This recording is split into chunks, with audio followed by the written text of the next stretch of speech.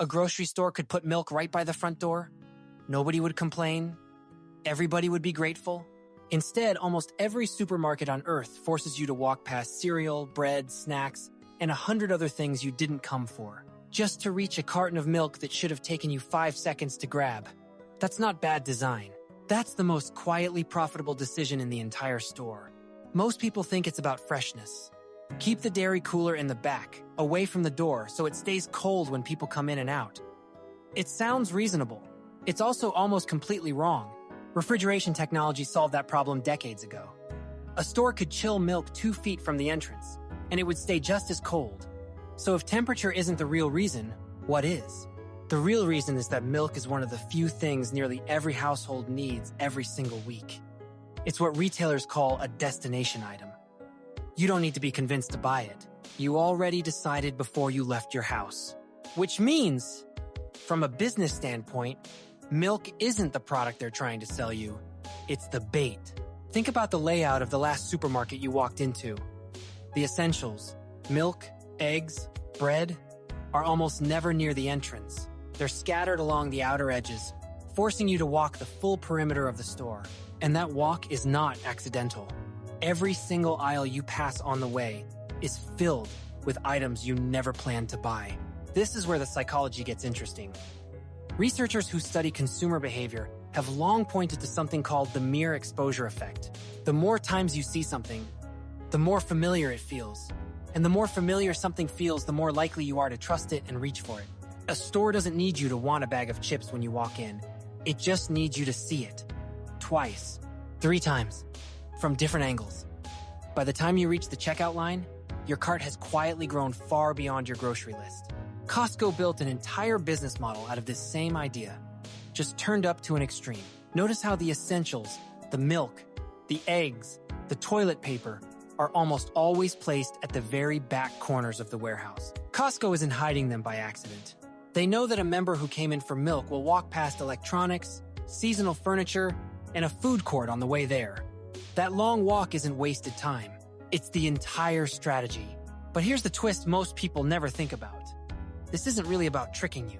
It's about exploiting a gap between what your brain decides in the moment and what you actually intended when you left the house. Behavioral economists call this a difference between your planning self and your acting self. The version of you standing in your kitchen making a list is disciplined and clear-headed. The version of you wandering supermarket aisles, tired after work, mildly hungry, surrounded by color and smell and sound, is a completely different decision maker. Stores aren't designed for the planning self. They're designed for the version of you that shows up an hour later, worn down and suggestible. This is also why the milk is never simply at the back. It's at the back and diagonally opposite the bread, so you're forced to cross the entire store twice. It's why the aisle end caps, those little displays at the end of each row, are prime real estate that brands pay extra just to occupy. It's why the checkout line is lined with small, cheap, emotionally satisfying items like candy and gum, placed exactly where your guard is lowest and your patience is thinnest. None of this is unique to supermarkets. Once you see the pattern, you start noticing it everywhere. IKEA funnels you through a single winding path, so you pass every showroom before reaching the exit, discovering things you never knew you wanted along the way. Casinos put the restrooms and exits as far from the gaming floor as possible, for the exact same underlying reason. The longer you're inside, exposed to opportunity after opportunity, the more likely something eventually pulls you in. And this is the part that should genuinely change how you shop. The problem was never that you lack self-control.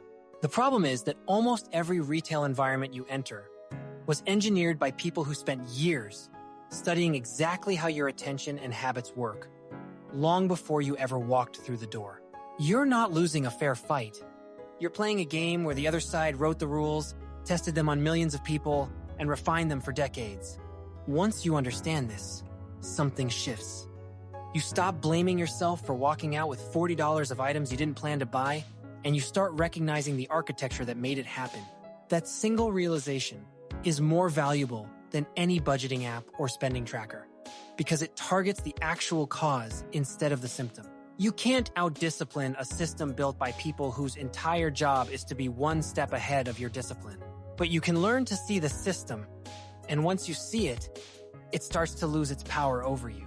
So the next time you walk into a store, and find yourself crossing the entire building just to grab a carton of milk.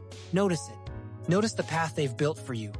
The displays timed to catch you at your most tired. The small items waiting at checkout for your weakest moment. You weren't wandering by accident. You were walking a path someone else designed, one aisle at a time.